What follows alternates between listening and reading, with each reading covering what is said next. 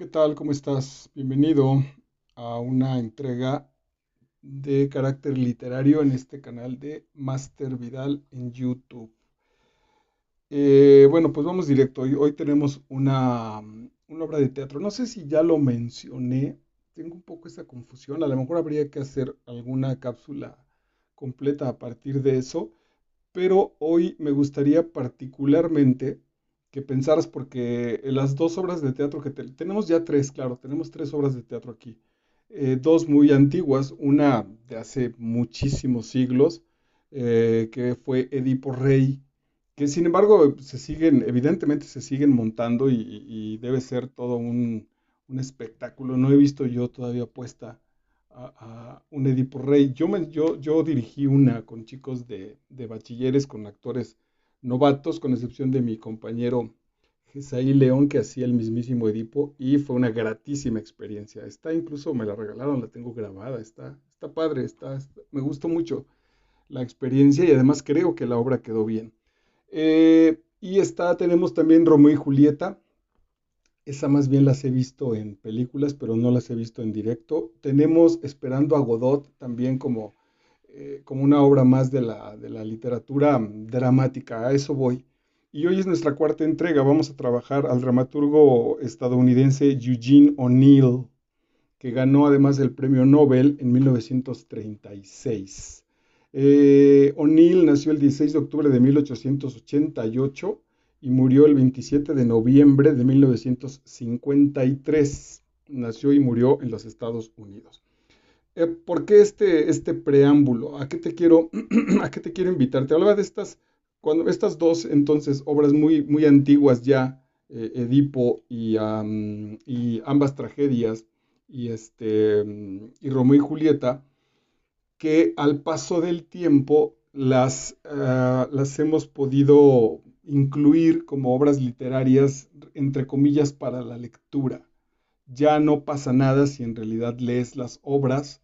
Digo, sí hay una diferencia enorme, pero incluso hay gente que llega, por ejemplo, hace algunos años escuchaba a algunos estudiantes hablar de las novelas de Shakespeare. Shakespeare se ha popularizado tanto y acudimos a su lectura sin reparar en que no es una novela, en que son para ponerse en teatro, que son obras para verse y escucharse en un teatro, un espacio escénico. Pero bueno, como esa situación es muy complicada, etcétera, etcétera, entonces es mucho más fácil acceder a ella. En los textos llega hasta ese nivel de confusión donde hay personas que han confundido y han creído que Shakespeare es un escritor de novelas o de cuentos, de historias como cualquier otro narrador. Eh, en la, ¿por qué hago esta vuelta? Pues porque O'Neill ya lo sabía también, esperando a Godot se me escapa el nombre, bueno, ahorita me voy a acordar. Estos dos maestros del siglo XX ya sabían que sus obras, y con toda conciencia, yo creo que los otros evidentemente también, que el gran objetivo de una puesta, de una obra de teatro es verla en la escena, verla en vivo, le vamos a llamar. Y algunos de ellos incluso han cuidado ese elemento para que no se convierta en esta especie de referente literario. La distinción es sencilla, le vamos a llamar literatura dramática a la literatura que encontramos en los libros, como es el caso justo de este, y entonces que podemos poner en nuestra biblioteca, y entonces ponemos en un lado las novelas, en otro los cuentos, y la literatura dramática, la que está hecha para hacer teatro, la ponemos así. Y algunos estudiosos la han estudiado a partir de eso. Entonces la literatura dramática es el elemento de las obras de teatro, pero puestas en papel, puestas en texto, y así las han estudiado. La literatura dramática tendría o tiene el objetivo de presentarse en teatro, aunque básicamente podría ser lo mismo, en realidad sí hay una enorme diferencia cuando lees una obra que cuando la ves puesta en escena. No solamente a nivel profesional, que a eso se dedican los actores y los directores, sino entre leerla como cualquier otro texto y verla puesta en la escena. En el caso de esta, vámonos metiendo directo, de esta de O'Neill, que se llama, no te he presentado la obra, se llama Largo viaje hacia la noche. Largo viaje hacia la noche de Eugene O'Neill. Particularmente te quiero hacer la invitación de que no sé cuándo la podamos ver, puede resultar complicado, pero si no la has leído o si ya la leíste, a que, a que notes la contaminación que ha cargado a partir de los estudiosos. Por ejemplo, en esta edición de Altaya, que fue en la que la consulté, hay muchísimas referencias a la biografía de Eugene O'Neill. Es una obra relativamente biográfica del maestro O'Neill. Su familia pasó lo que le pasa a esta familia, que por cierto es terrible, y entonces el editor o el estudioso que nos puso la obra en el texto se encarga mucho de hacer referencias de esta escena sucedió o fue muy parecida a la que le sucedió al autor cuando cumplió 25 años. De esta manera se peleó con su hermano, de esta manera funcionó así. Y se supone que O'Neill es el personaje menor de esos dos hermanos. Sus padres están relativamente retratados, su hermano mayor y él es el menor. Bueno, toda esa situación en realidad, acá dice Alice Miller, que también tenemos algunas cosas de ella, la he citado muchas veces. Alice Miller es una psicóloga, es una psiquiatra de origen polaco, que después hizo sus estudios en Alemania, donde dice que esta clase de estudios, abordar de esa manera la literatura, ella tiene un maravilloso texto que se llama El cuerpo nunca miente. Y ella establece que cuando los literatos o cuando los lectores o cuando los profesionales de la literatura nos colocamos en estos datos, a lo que le estamos dando la vuelta es al profundo dolor de lo que sucede allí.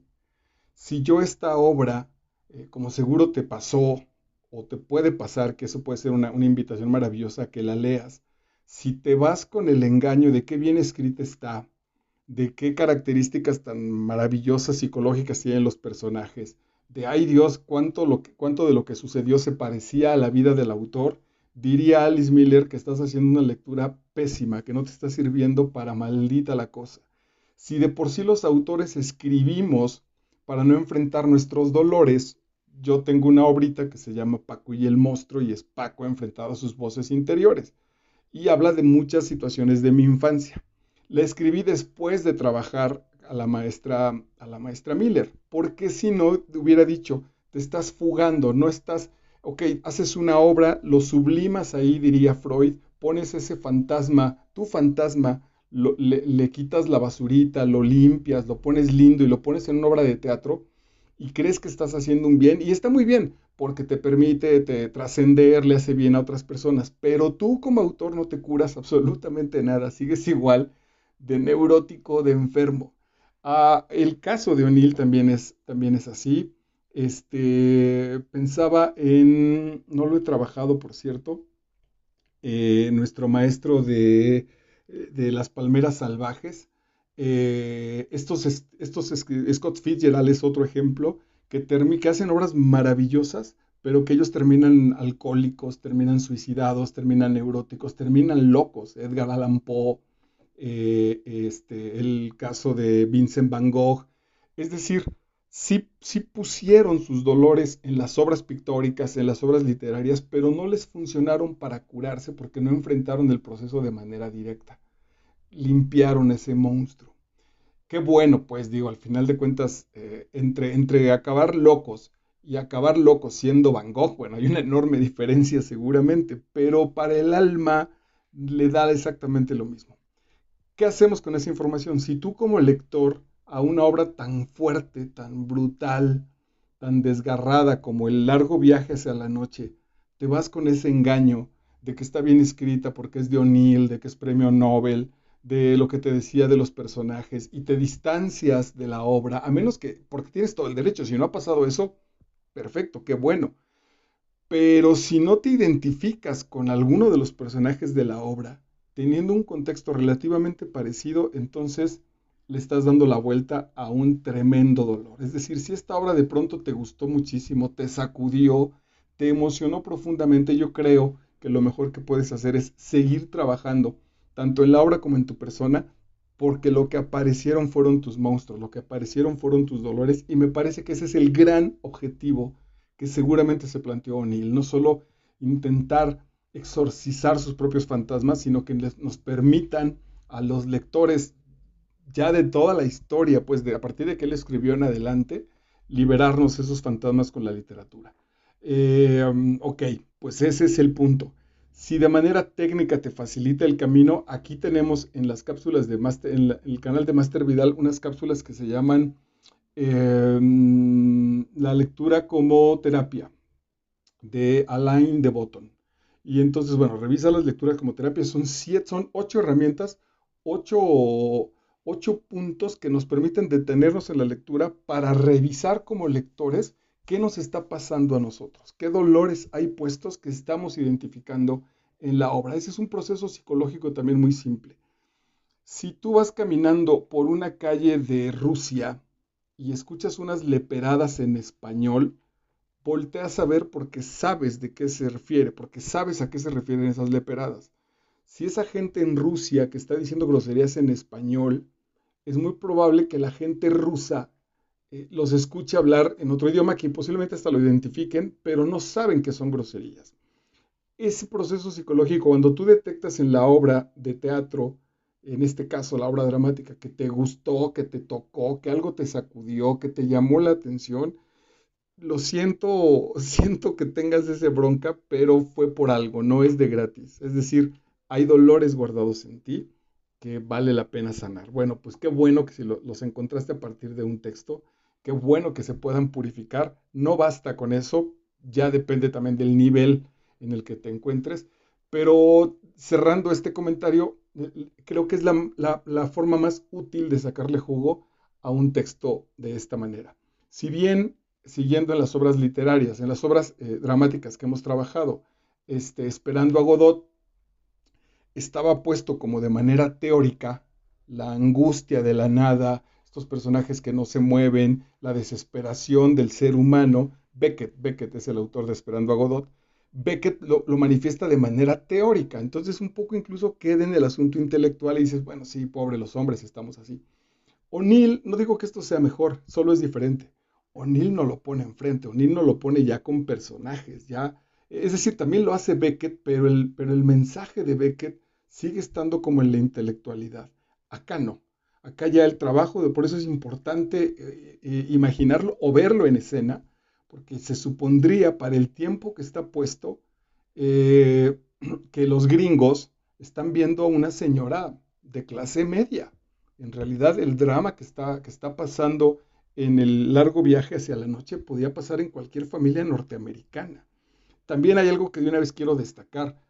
Hay muchas obras que trabajan con estos personajes tan dolidos, tan tremendamente vapuleados por la existencia a partir de la miseria, a partir de la pobreza. No es una regla. Ser pobre no implica que tengas que sufrir y ser pobre no implica que tengas que tener una vida trágica.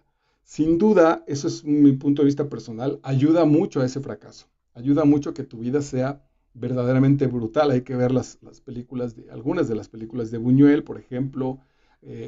Kurosawa tiene un par de o más, tiene varios trabajos interesantísimos a partir de que los personajes no pueden tener una buena vida porque sus contextos de existencia son verdaderamente miserables. Bueno, en el caso de Largo Viaje hacia la Noche, no es el caso.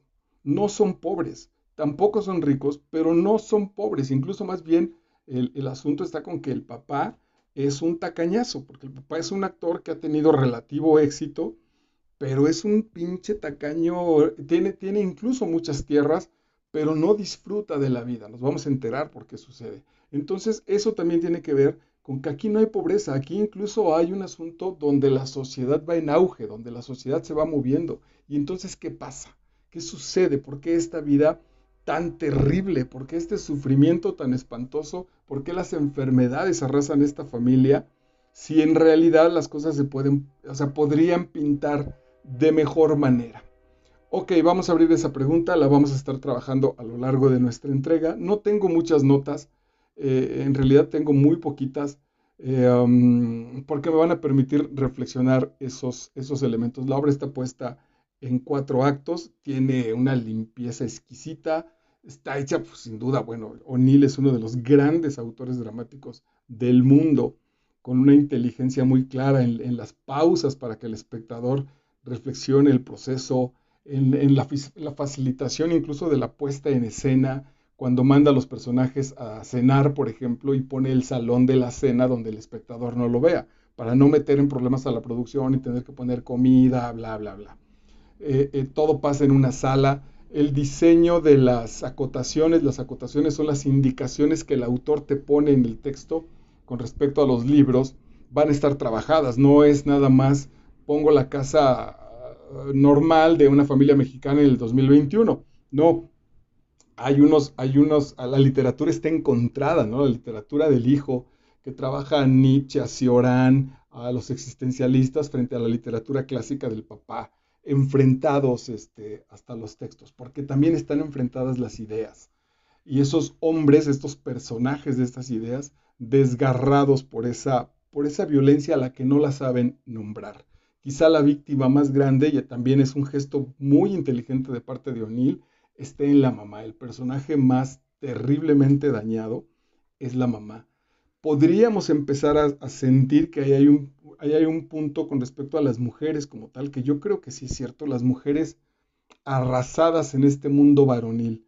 Esta mujer que si no logra conformarse con una vida muy gringa en ese sentido, de clase media, de metida en su casa, de tejer para la ropa de los hijos, jugar con las amigas, tomar el té, ser medianamente educada, tolerar que el marido se vaya con otras mujeres o que sea un borracho porque ella está encargada del hogar, la va a arrasar, ¿no? Va a generar, la va a volver loca. Y para no volverse loca, diría Baudelaire, hay que vivir embriagados. Y en este caso ella, de manera accidental, pero después se engancha con el asunto de su droga medicinal para quedarse ahí perdida, paria absolutamente, también tirando violencia todo el tiempo a la familia. Dicen que hay algún punto con respecto a las drogas. No podemos ser víctimas de las drogas. Sin duda ella es relativamente víctima porque se engancha a partir de la enfermedad. Pero hay un autor que menciona que la droga no es que te enganche y te haya hecho víctima. En realidad todo el tiempo has estado ahí. Toda esa energía que va a permitir que te enganches a una droga, ahí ha estado. Lo único que hace la droga es abrir esa puerta. Pero esa puerta, lo que sale lo que sale de esa puerta, lo que sale de esa caja de Pandora, son tus fantasmas, son tus monstruos y tus miedos que han estado puestos ahí, y de esos sí son responsables nuestros personajes. Ok, me arranco con esta tesis. Creo que uno de los grandes problemas de este viaje, de este largo viaje hacia la noche, que en realidad también está excelentemente puesto porque la obra transcurre en un día, del amanecer a la medianoche, que es el momento más crítico y posiblemente el más drástico de esta familia, donde van a venir los rompimientos más grandes, relativamente, porque al otro día va a amanecer lo mismo. Imagínate qué clase de vida infernal es esa, que cuando amanece, lo único de lo que se va a tratar es de pasar este largo día, este largo viaje hacia la noche donde van a hablar los fantasmas, los monstruos, los temores, los demonios. Entonces en eso también tiene nuestra estructura perfecta, dispuesta por Eugene O'Neill.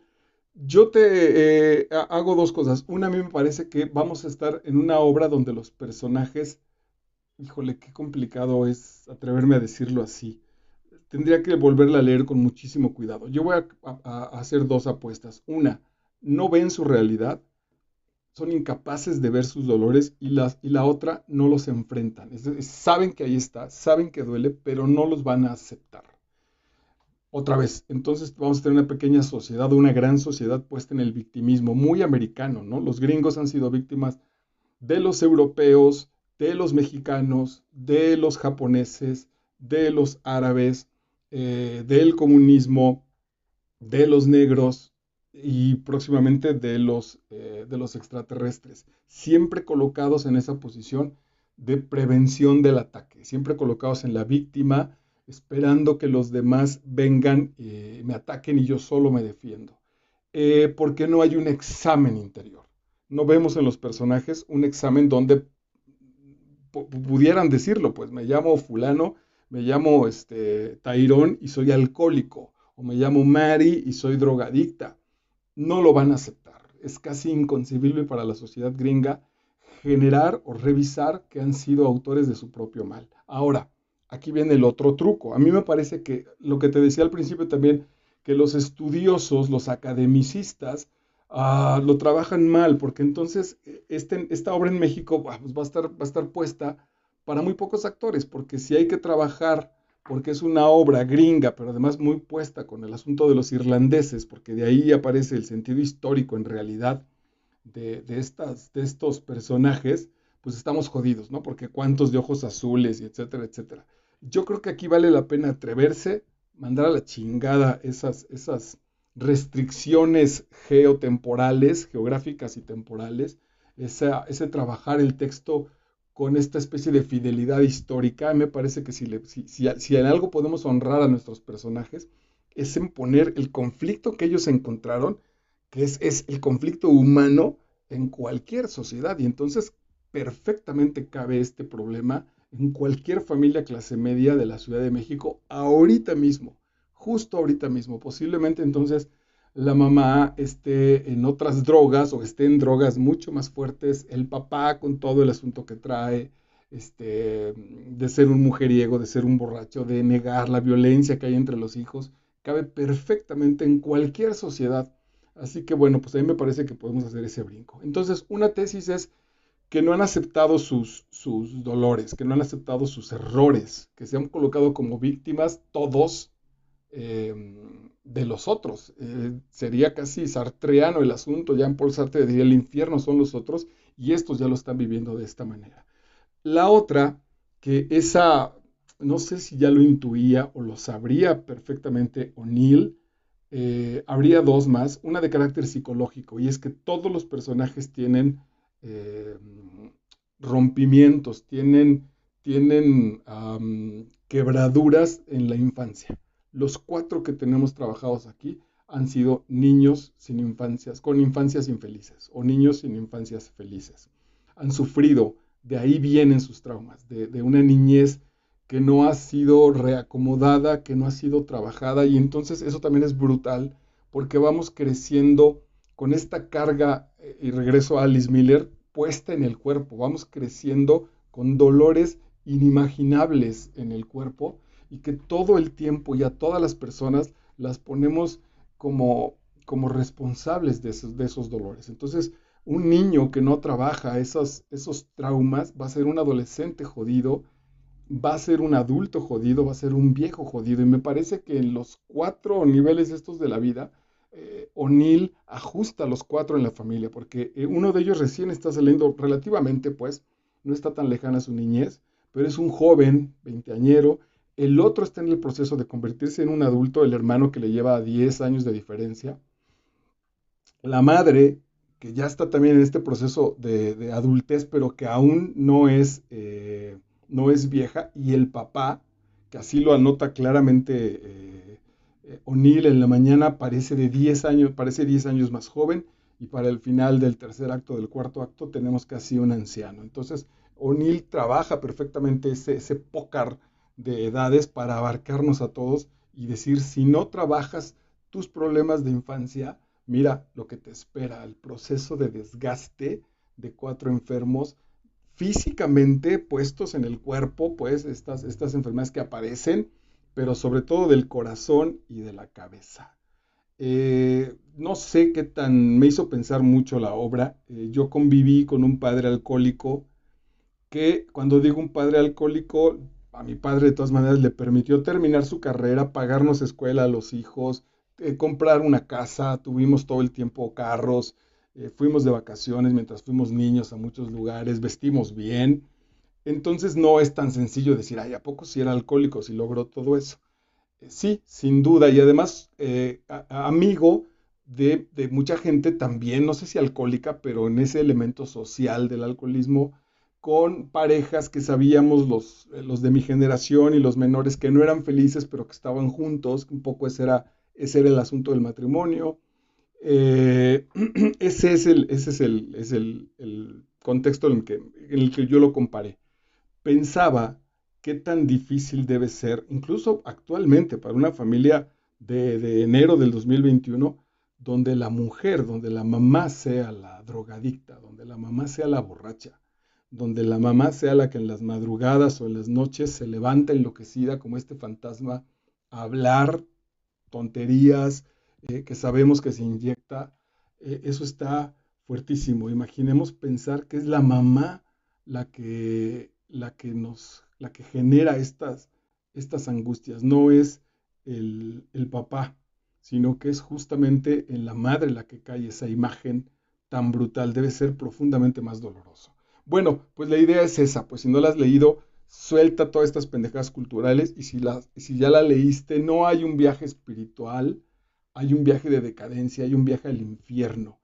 Y en ese viaje al infierno lo que te recomiendo es, para bien, además para mayor emoción y pasión de la revisión de la obra, lo que te recomiendo es que pienses que esta obra que estás leyendo o que vas a leer o que vuelves a leer si después de esta cápsula te prende, es que es un espejo y que revises que esos cuatro personajes pueden estar en ti o cuántas cosas de tu infancia no has trabajado. El arte también muestra eso. El arte no solo se encarga de mostrar lo bonito y lo lindo, también muestra lo brutal, lo doloroso, lo profundo, eh, en esa libertad de colarse hasta la cloaca, pues ahí aparece también lo violento. Ok, arranca la obra con Mary agitando las manos. Ahí también hay un asunto, por eso digo que es muy visual, muy evidentemente para teatro, donde Mary está con el asunto con las manos, está puesta todo el tiempo ahí, cuando menos la primera escena, porque está con la cruda, está con el mono, le llaman los españoles, que es con la necesidad de drogarse. El cuerpo se lo está reclamando. Y dice Mary, vivir en este ambiente lleno de constantes sospechas me hace las cosas mucho más difíciles. Todos están al acecho y ninguno se fía de mí. No tienen confianza. En ese momento está arrancando la obra y no lo sabemos, pero ya están los niveles puestos, los que trabajamos aquí en estas cápsulas. Ella se refiere a la familia y a que no tienen confianza de que la miran, de que cuando ella va al cuarto de las visitas y sale del cuarto de las visitas, ella dice, pues es que no puedo dormir y duermo en ese cuarto, cuando todos saben que ahí es donde se droga, porque le han estado buscando el material de la droga en todos lados y en realidad ahí no, porque no quiere aceptar que tiene un problema y que tiene un problema muy complicado, que es drogadicta, tan, así de ese tamaño. Y se defiende, se mal defiende y castiga a los otros con su especie de sospecha. Ella sabe, digamos en términos de la conciencia, que no tiene la conciencia limpia, no pide ayuda, y no solo no pide ayuda, sino que se siente hasta en una especie de orgullo de esta guerra. Ahora, interiormente, al interior del personaje, también tenemos esto. Voy a volver a leer, a volver a leerlo y verás cómo estas voces hacia su interioridad, también la batalla en realidad está puesta hacia adentro. Agitando las manos, Mary, vivir en este ambiente lleno de constantes sospechas, piensa que se lo dice a ella misma, me hace las cosas mucho más difíciles. Todos están al acecho, todas sus propias voces, quién tengo que ser, cómo me tengo que comportar, mis instintos, mis pasiones, mis miedos, mis anhelos, y ninguno se fía de mí. Ninguna de estas voces interiores tengo una unidad establecida con ella. No tienen confianza. Está absolutamente también en ese sentido en un plan muy neurótico consigo misma. Mary, ahí mismo, o Mary, muestra una primera reacción de alivio y parece relajarse. Se deja caer en uno de los sillones de mimbre, echa la cabeza hacia atrás y cierra los ojos.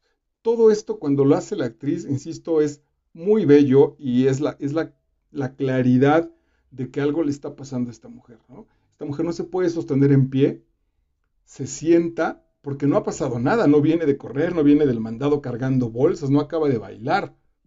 Apareció apenas con las manos así agitadas en la mañana y en la mañana ya está harta del día, ya está harta de vivir. Y lo que hace cuando cierra los ojos es no quiero saber de la realidad. Quiero quedarme metida en mí misma. No porque haya gozo, sino porque hay miedo, porque hay protección, porque lo de afuera es horrible. Pero ella no, lo que no sabe es que lo de afuera está siendo proyectado por lo de adentro. Echa la cabeza hacia atrás y cierra los ojos, pero súbitamente vuelve a ponerse en tensión. Abre los ojos y mira alrededor, dominada por el pánico y los nervios. Comienza una desesperada batalla consigo misma, lo que te estoy estableciendo.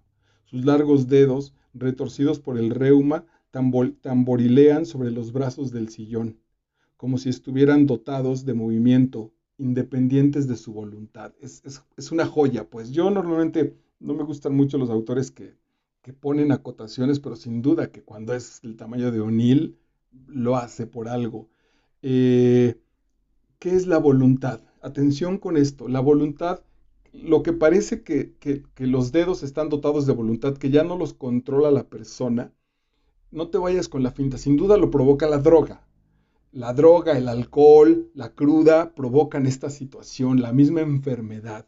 Pero atención, en realidad, esa falta de voluntad, esa especie de fantasma, se originó cuando yo no tuve la voluntad y el control conmigo mismo. Pudo suceder en la infancia, y entonces desde la infancia no tenía yo los elementos. Es una gran crítica a la familia de hace 150 años, sí, de hace 100 años, y que por supuesto sigue perfectamente actual. No sabemos educar a nuestros hijos en la gestión emocional. Solo les aventamos nuestros pinches y estúpidos traumas y no les enseñamos a cómo resolverlos. Pensamos que la vida es tan ruda y que va a estar llena de heridas que por ahí les enseñamos a no quejarse demasiado y a aguantarse. Y eso va a provocar justo sociedades neuróticas. Eh, esta falta independientemente de su voluntad, a lo que iba también son a los traumas. Si tú tienes un trauma, por eso también es tan complicado ese trauma, porque ese trauma se expresa independientemente de tu voluntad. No está esperando a que aparezca tu angustia, tu falla, es decir, si pienso que cada vez que me voy a presentar en escena me salen granitos aquí en la mejilla, puedo detectarlo. Entonces ya sé que cada que voy a entrar a escena aparece ese nerviosismo. No, aquí el punto es que de pronto estoy de vacaciones, estoy súper relajado, la vida funciona muy bien y me sale esa madre. No le pide permiso a mi voluntad para negociar. Es decir, incluso se ha salido, ese monstruo me tiene ya dominado. Él es el dueño y yo soy el instrumento. Atención con eso, porque de ese tamaño son nuestros traumas. Puedes estar muy bien. ¿Cuántas veces te habrá ocurrido? Seguramente. A mí me ha ocurrido muchas que estoy de pareja, que la paso muy bien y que el primer gesto mío o de ella tiene que ver con los celos, por ejemplo. No hay ningún elemento para estar celoso, no lo he provocado yo para nada y aparecen los celos de ella. De, en cuanto, en cuanto la cosa se pone linda, ella me dice, cualquier pareja que haya sido, entonces ella dice, ay, es que eres muy lindo, alguien va a luchar para arrebatarte de mí. Y ahí ya echamos a perder la situación. Ahí echamos a perder la situación si pensamos en ese proceso, porque ya está el trauma como adueñado del elemento que nos va a vencer. Entonces, mucho cuidado, lo establezco y lo pongo de manera muy firme y me importa mucho aquí el asunto con la cápsula, que cuides mucho esos elementos, porque un trauma es una situación que merece muchísimo trabajo y que evidentemente está por encima de nuestra voluntad. Dice ella misma más adelante, el pasado es el presente, ¿no? También es el futuro. Todos nos queremos engañar, pero la vida no nos lo permite. Y atención con este gran elemento de asumir su enfermedad. Solo yo tengo la culpa. Creo que esto ya sucede por ahí del segundo o del tercer acto. El pasado es el presente, ¿no?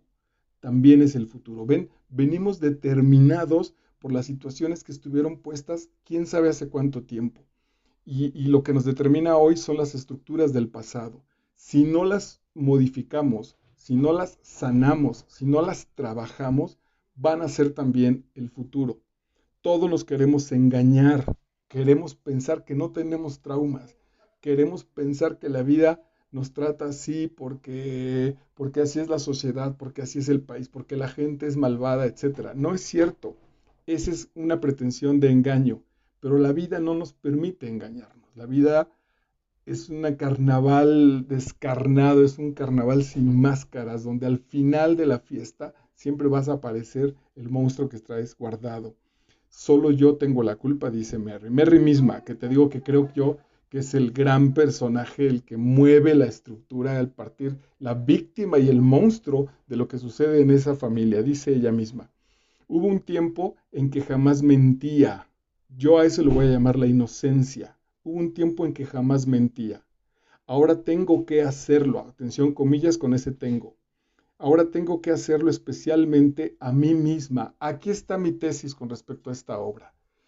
Se vale usar la mentira a los Reyes Magos, se vale usar el truco para reír, se vale usar lo que tú quieras como una especie de mentira ligera con respecto a los demás.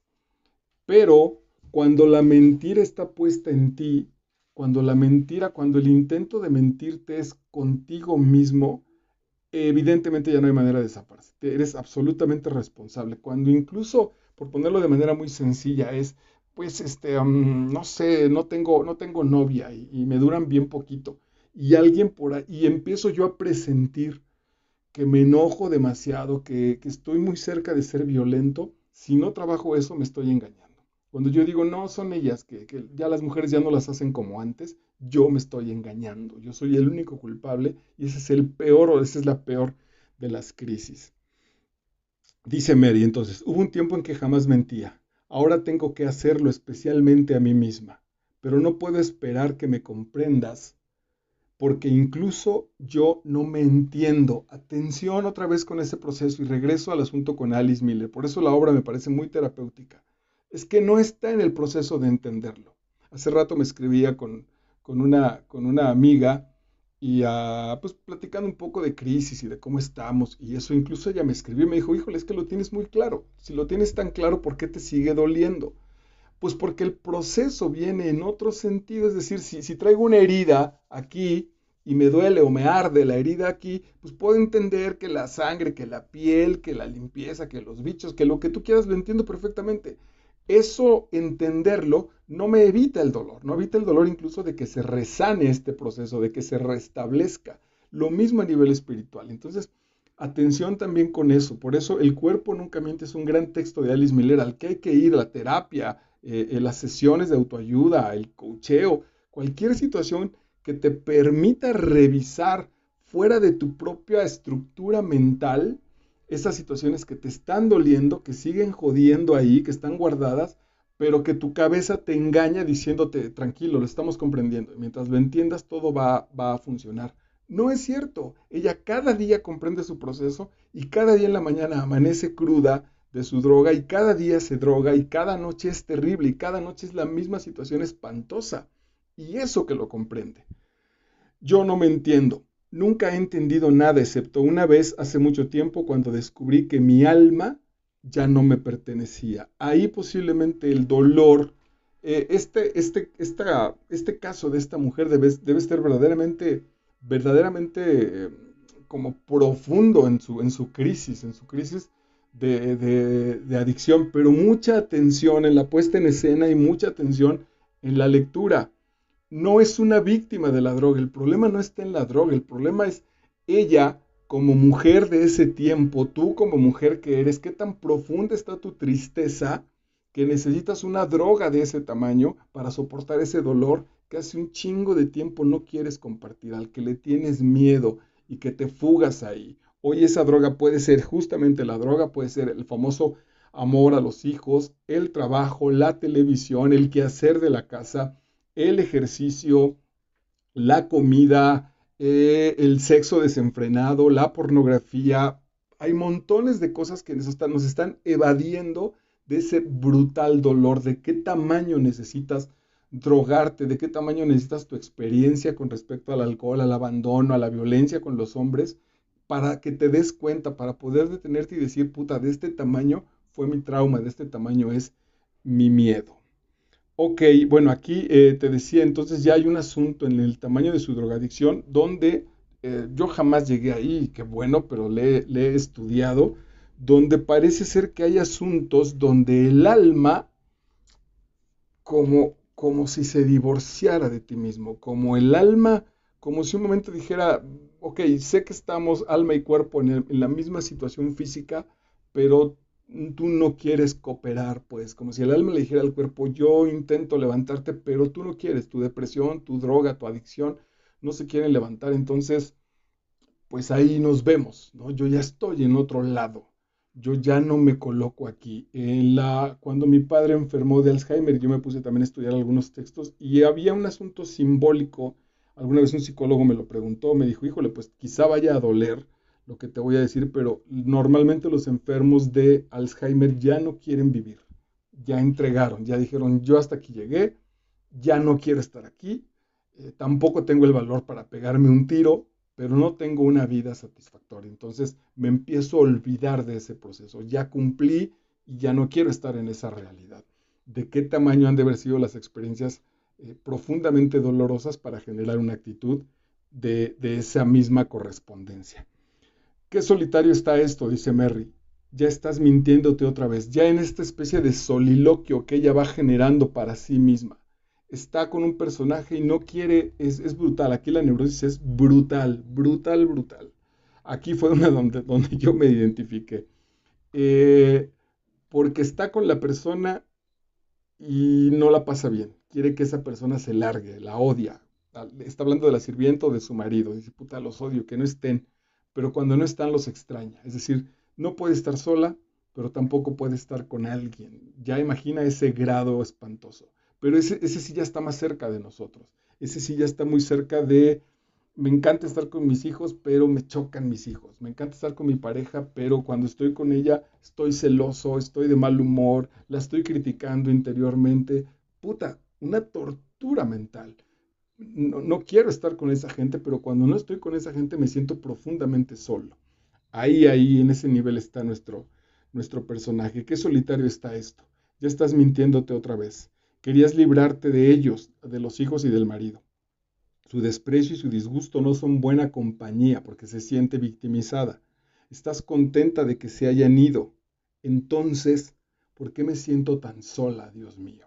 Ese es el punto. Está en el punto de las preguntas. Aquí el asunto es, por eso te digo que en estas de mis dos tesis, no sé cuál sea, si aquí ella ya es consciente de su dolor, pero o no sabe qué hacer, o no quiere dar el siguiente paso, no quiere profundizar. Lo que está guardado detrás de esa puerta, de ese closet satánico, de ese closet monstruoso, le da tanto miedo abrir ese closet porque lo que van a salir van a ser monstruos, porquería, etcétera, que mejor que se quede ahí puesto al precio ya no de una felicidad que no está, al precio de una tortura existencial, al precio de torturarse en una manera de vivir brutal, aplastante. La niebla, otro ejemplo, otro elemento que aparece puesto en la obra, una genialidad también de O'Neill. Esa niebla que está rodeando la casa es la niebla que está alrededor de nuestros traumas. Entre nuestra inteligencia, entre nuestro corazón y los traumas hay una niebla que tiene todo el diseño. Eso si quieres, date una vuelta también en mis entregas de la psicología del éxito. Rápidamente te lo voy a explicar. Una vez que sucedió el trauma, el, el, mm, la carga interior que tenemos, nuestro instinto, podríamos llamarle, nuestro inconsciente, lo asume y dice, ok, sobrevivimos, ¿no? Ya está. Y ahora me voy a encargar de que nunca más vuelva a pasar. Entonces, estaba enamorado de una niña, le di una flor y la niña me dijo, eres un idiota, pinche cara de tonto, nunca tendrás éxito con las mujeres. Yo a quien quiero es a tu mejor amigo, no a ti. Y entonces me aplasta, lloro, me quedo todo puteado. Y en aras de cuidarme, mi inconsciente me dice, ok, vamos a elaborarte una armadura para que no volvamos a pasar por allí. Y entonces cuando voy a conocer a la siguiente chica, el inconsciente me dice, acuérdate que cómo te fue la vez pasada, cómo son las mujeres, bla, bla, bla, bla, bla. De manera que esa chica, en cuanto voy caminando con ella a la tienda y el güey de la tienda le sonríe y ella le contesta la sonrisa, yo ahí digo, ya empezó esta vieja, ya está, vámonos. Entonces, o la dejo o sigo la relación intentando demostrarle a ella cómo está de ofrecida con el de la tienda. La voy a volver loca porque ella no trae mis traumas y ella sonreírle al de la tienda y al de la farmacia no tiene ningún problema, no significa absolutamente que no me quiera a mí. De hecho, no, tal es la lógica tonta que si ella quisiera algo con el de la tienda, pues entonces no iría a la tienda conmigo. Pero yo en mi monstruo, yo en mi cuidado, yo en mi temor, he fabricado esas defensas. Entonces, cuando la voto por ofrecida con la de la tienda, otra vez viene la tortura y yo me siento solo y me vuelvo a castigar. Y mi inconsciente dijo, ok, date cuenta de cualquier manera de que ahorita el dolor que te provocó la soledad y el abandono de esta mujer es mucho menor al que te provocó la niña cuando te dijo eres un idiota, el pinche ridículo, te aventó tu florecita y se quedó con tu mejor amigo. Inconscientemente hacemos eso para defendernos, pero llegamos a acumular tanto que después vamos a enloquecernos. Y la otra es, cada que empieza esa posibilidad, el inconsciente nos dice, cuidado, no camines hacia allá. Perdón, cuidado porque te empiezas a enamorar. Y ya sabes que cuando te enamoras, ¿cómo te va? Si es el caso de una mujer, recién estuve con una chica, donde el tema era, a ella la lastimaron. Una cliente. Ella la lastimaron de manera muy fuerte en sus relaciones personales, tan fuerte que hace pasar un tremendo examen a sus nuevas relaciones. Y entonces entra con miedo y entra con mucho cuidado y siempre está así con una lupa que intermitentemente sus galanes dicen, estás loca, no tengo ningún interés en engañarte, pero ella trae esa carga tan gigantesca que no la puede liberar. Ese sucede, no nos damos cuenta, pero traemos unas alarmas ahí que nos dicen, no entres para allá, no vayas para allá, aléjate, aléjate, aléjate, de manera que entonces no podemos entrar a resolver ese punto. Imagina que en tu casa hubiera un cuarto lleno de tiliches, pero que cada vez que fueras a entrar se desata, se va la luz o aparece una barrera o te duele el estómago. Es decir, ahí están 200 situaciones. Qué bueno que dije te duele, porque en términos psicológicos todos los dolores leves tienen información profunda. Pero ¿qué tal si cuando me empieza a doler la cabeza, yo empiezo a cuestionarme si a lo mejor viene de cuando yo era niño y mi mamá me lastimó y bla, bla, bla? Entonces mejor que me duela de tal manera para no entrar en ese proceso, porque no quiero entrar ahí. El cuerpo en ese sentido se va a defender de manera maravillosa para que no entremos para allá. Hay todos otros procesos en los cuales lo que tenemos que hacer justo es ir allá, ver a los ojos a los monstruos, encender la luz y muchas veces simplemente se diluyen porque tuvimos ese valor de enfrentarlos. Ok. La niebla. La niebla oculta el mundo, lo esconde. Me hace sentir que todo es diferente, que nada es lo que parece.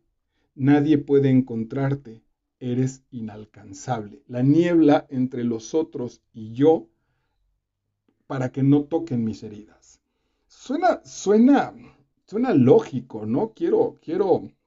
Es decir, no me abro al mundo porque no quiero ser herido. Pero cuando esa herida es tu pareja o cuando estás con una pareja, cuando estás con un hijo, cuando estás con los padres, es inevitable que te roces. Dicen los cuatro acuerdos, no toco, no, mi tocarte no es lo que te provoca el dolor, es una cicatriz que tienes tú aquí puesta que cuando la toco te recuerda tu pasado.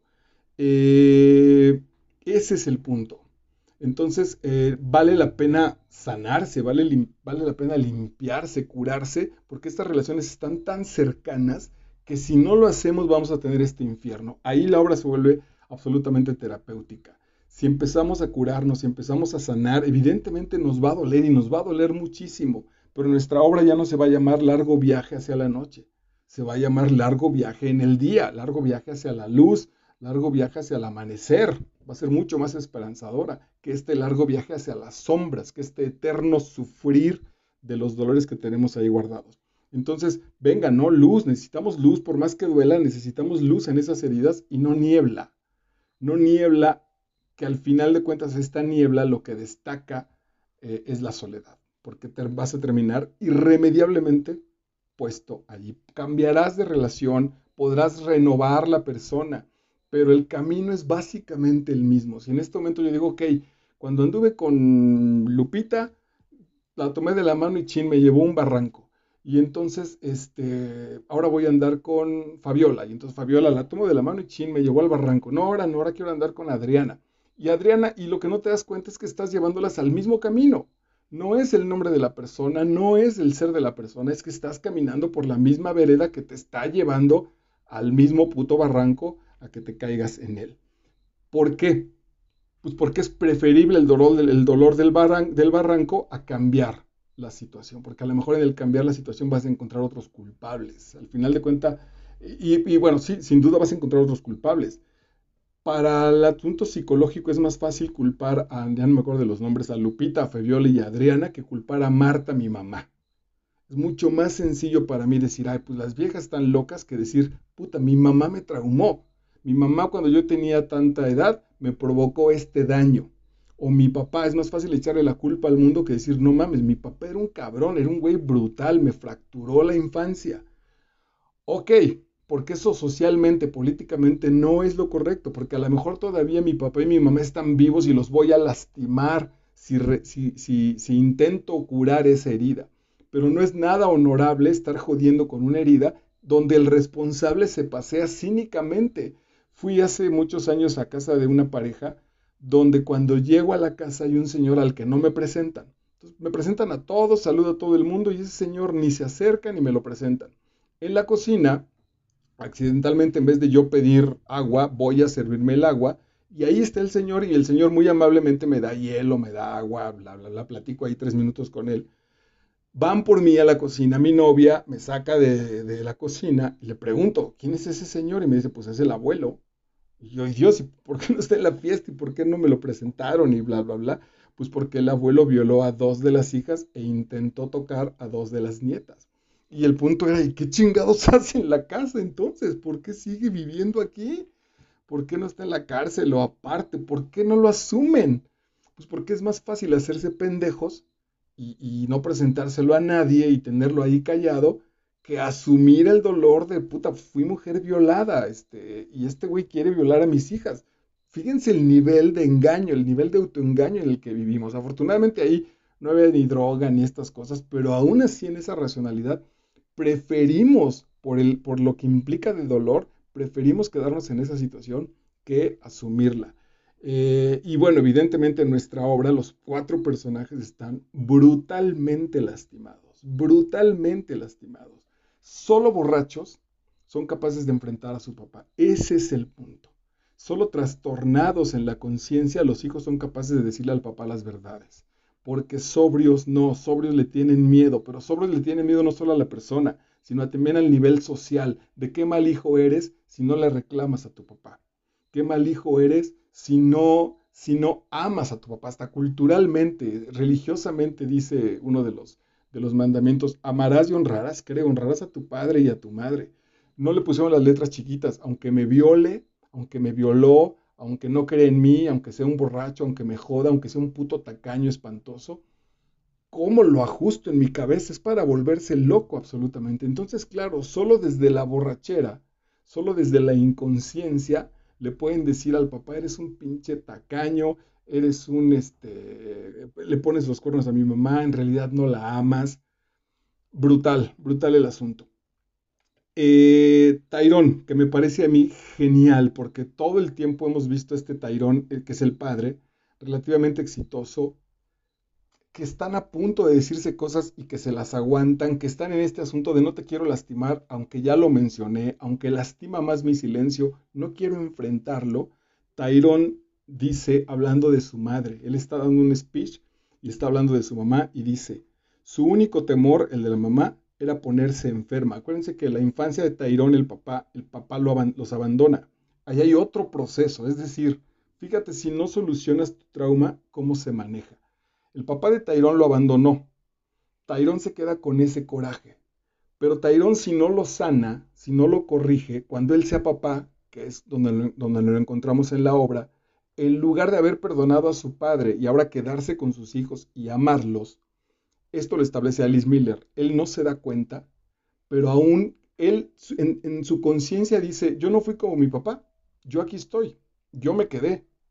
Sí, pero también los hijos generaron el mismo problema que él tuvo. Es decir, se sienten solos, se sienten abandonados, se sienten violentados. Entonces, ¿qué pasó? El punto no era irse o quedarse. El punto es que Tyrone no cura a su niño y entonces dice Alice Miller en este proceso psicológico, si de mi niño nadie se encargó, ¿por qué yo me voy a encargar de la niñez de estos cabrones? Aunque sean sus hijos. Atención con ese proceso porque ahí es donde es verdaderamente brutal.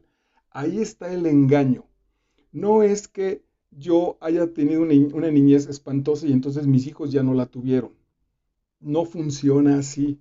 Funciona en que yo puedo generar a partir de ese trauma, no maltratar a mis hijos, sin duda, pero si yo no curo a mi niño, inconscientemente estoy jodiendo a mis hijos. Hay mamás que con tal de no tener el dolor que ellas sufrieron en su infancia, le hacen todo a sus hijos. Todo al nivel de volverlos inútiles. Entonces los hijos jamás tienen problemas, jamás les pasa nada en casa, jamás saben resolver nada, que cuando se van de la casa, si es que lo logran, entonces son unos estúpidos, porque no saben manejar sus dolores, no saben crecer, no saben ir al trabajo, no saben desarrollar, no saben llevarse con otra persona, porque anhelan el asunto de la mamá que les corregía todo.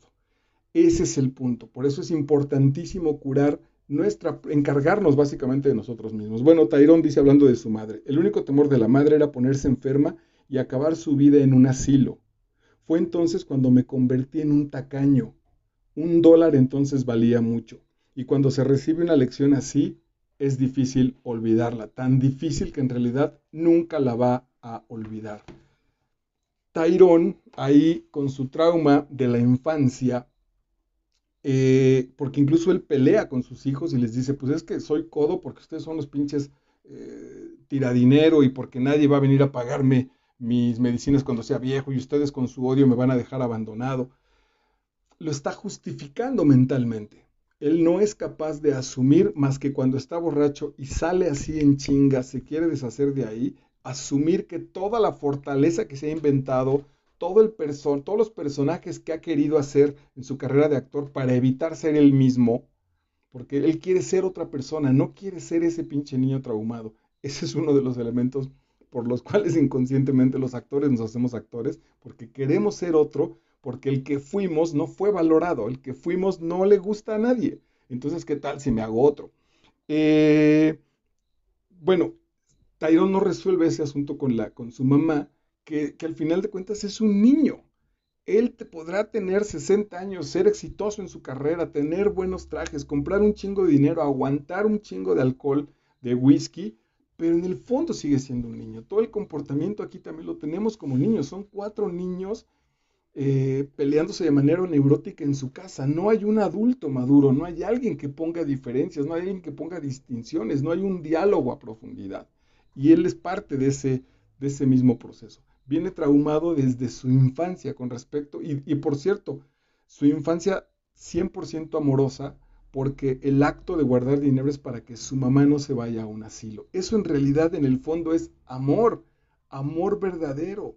Pero si no lo asume desde su dolor, desde su profundo dolor y desde su carencia, le echa a perder la vida incluso a su familia, a sus hijos y a su mujer de manera brutal. Y echarles a perder la vida es un decir, porque en realidad él es el primero en que está pagando las consecuencias. Ok, vamos a cerrar porque me parece que sobre eso va la hora, lo demás es darle demasiadas vueltas. Y voy a cerrar en el último monólogo de Mary, que ya no tiene contacto con la familia. Están los tres, llegan los tres borrachos de diferentes canales. Los hijos asumen, la familia asume que los hijos se la pasan con prostitutas en una vida absolutamente miserable, que están fingiendo. El hijo sale a trabajar y se pone detrás de los arbustos para que no vea que trabaja. Saben que tiene que ir a un hospital, saben que se va a morir, pero disimulan en esta especie de buen gusto o de evitar el dolor, disimulan que el otro eh, no está enterado, ¿no? Todos sabemos que este güey se va a morir de tuberculosis, pero si no se cuida y además no quiere cuidarse, de hecho no quiere cuidarse y sabe que va a ir a un hospital y como solo alejarnos, como solo disimular lo que no nos hemos atrevido a decir. Atención, no creo que ni el asunto del maestro O'Neill haya sido ve y díselo al otro y ya, sino es a nosotros mismos. No, estos hijos en su juventud no han sido capaces de alejarse. ¿Por qué no están en otro lado? Porque al final de cuentas siguen siendo niños. Su dolor es esa madre que los dañó y ese padre que los dañó. No, no me puedo alejar de ellos porque sigo buscando esta especie de imposible. Este es muy fuerte también. Sigo aferrado a que un día mi mamá o mi papá me digan te amo y me digan te quiero. No va a suceder porque, porque la vida no es así, porque esa deuda amorosa la única manera de sanarla es con nosotros mismos. Si alguien no me dice te amo, el que tiene la obligación amorosa de decir te amo soy yo para mí mismo y demostrármelo. Ese es el proceso de la libertad espiritual que está puesto en entredicho en el camino espiritual y en esta obra. Pero estos, no importa la edad, Tyrone, Mary, ahorita lo vamos a ver con Mary, y los dos hijos siguen buscando a sus padres. Ya no están. Atención con eso. Parte del proceso de sanar al niño es reconocer que sus papás no están y que nunca estuvieron. Y que o te levantas o te jodes, o te levantas o te drogas, o te levantas o te enfermas, o te levantas o te odias toda la vida. Este es un poco larguito, pero vale mucho la pena. Dice, está Mary en la última escena que ya aparece como fantasma, ya lejos, ya no habla de manera directa con la familia le dice cosas y ella no lo hace. En realidad, por eso digo, atención con el asunto de culpar a la droga. Todo el tiempo ha sido así. Esta mujer no se comunica con nadie, nada más que hoy se nota más porque está drogada. Pero revisa las escenas de los desayunos, de las comidas, de cuando están ahí en la casa, no se escuchan. Ella todo el tiempo ha sido un fantasma. Nada más que no lo quieren asumir los otros. O que solo se destacas del asunto de la droga. Dicen en el mundo de los alcohólicos, del alcoholismo y de la drogadicción que los que manifestamos la enfermedad solo fuimos los elementos más débiles de todo ese contexto. Toda la familia está enferma, pero a Marco fue el que le dio fiebre y entonces él es el que tiene que ir a la terapia. O Lupita tiene que ir a la terapia porque ella es la que está neurótica y la que está loca. No, todo el proceso está enfermo, solo que a los más sensibles es a los que les toca. Pero en realidad tendría que sanarse todo ese sistema. Dice entonces Marris que quiero retomar donde dice, tuve una visión. Le he dicho que estaba completamente segura de que la Virgen Santísima me había sonreído y me había dado su bendición. Ella quería ser monja, quería seguir la vida religiosa, pero el asunto, neurotizado evidentemente, esta experiencia no es cierta. Mucha atención ahí también donde la religión está cubriendo tus dolores, donde no has enfrentado tu dolor y entonces la iglesia, Dios, pare de sufrir, el agua bendita te va a hacer fingir, te va a poner ahí un pequeño curita, pero que no está sanando. Le he dicho que estaba completamente segura de que la Virgen Santísima me había sonreído y me había dado su bendición, pero la Madre Isabel me ha dicho que no era suficiente, que tenía que demostrarle que aquello no era producto de mi imaginación, evidentemente. Dice que si estoy tan segura, no me importará someterme a una prueba. Cuando salga del colegio me iré a mi casa y llevaré la vida de una chica normal, yendo a fiestas y a bailes y divirtiéndome. Y si después de 2 o 3 años sigo estando igual de segura, podré volver a verla y hablaremos. Indignada ella en su monólogo. Nunca creí que la Santa Madre me daría semejantes consejos. Está interponiendo la figura de la monja por la figura de la mamá. La verdad es que me quedé de piedra. Le dije que haría lo que me dijese, aunque sabía que era una pérdida de tiempo. Después de haber hablado con ella, me sentí muy confundida. Así que me fui a la capilla y le recé a la Virgen para que me diera paz, porque sabía que ella iba a escuchar mis oraciones. Otra vez, todo lo que no está pudiéndose resolver en términos terapéuticos, lo está poniendo en el más allá. Es una invención neurótica. Eh, y ella iba a escuchar mis oraciones y siempre me amará y me preservará de los peligros que me acechen mientras yo tenga fe en ella. La madre que Mary no tuvo la está poniendo en la monja. Hace una pausa y su rostro se cubre de inquietud. Se pasa una mano por la frente como si quisiera aclarar sus pensamientos vagamente. Quiere entender la vida. Todo esto pasó durante el invierno del último año en el colegio. Luego, en primavera me pasó algo. Atención con esto. Ah, sí, ya me acuerdo. Ven, casi lo estaba olvidando. Me enamoré de James Tyrone. y fui feliz durante algún tiempo. Fui feliz mientras me ilusioné. Este hombre apareció y cuando mi mamá no estuvo, cuando mi papá no estuvo, cuando la monja no quiso ser mi mamá, entonces dije, Tairón, mi novio, puede ser mi papá, pero Tairón no puede ser, ningún hombre podemos ser el papá de la novia. No es natural, no es lógico, no hay posibilidad, no somos los papás de las novias. Porque además incluso para eso también tendríamos que ser ya adultos. Es muy probable que muchos de nosotros ni siquiera seamos adultos. Seguimos siendo niños buscando una mamá. Y Tairón, y fui feliz durante algún tiempo. Se queda mirando al vacío como en un triste sueño, como fue toda su vida. Tairón se remueve en su sillón porque él no cumplió con esa situación. Ahora, sí es para enloquecer, porque de veras amo a esa mujer, pero no la puedo ayudar. Es imposible. Y no la puedo ayudar y no la puedo comprender porque yo tampoco he sanado. Ese es el gran elemento. Te quiero curar a ti y la otra me quiere curar a mí cuando el proceso es con nosotros mismos. Edmund y Jamie, los hijos, permanecen inmóviles. Atención, puta, cierra terrible. ¿Por qué permanecen inmóviles? Porque están muertos. Evidentemente no biológicamente, vienen de la borrachera, pero están inmóviles. Porque incluso estos dos niños no nacieron. Cuando estuvieron en el seno de esta mujer, que en ese tiempo no era drogadicta, pero ya estaba lastimada y era profundamente neurótica, no están alimentados de vida, no están alimentados de amor. Nacieron por un asunto biológico, pero no venían cargados de vida. Por eso la obra es maravillosa, porque seguramente sin este conocimiento psicológico y espiritual, O'Neill es un tremendo autor que ya lo está presintiendo. Si no hay amor, esto también te recomiendo que lo veas aquí en nuestras cápsulas con la maestra Virginia Blanes, que se llama Amar sin dolor.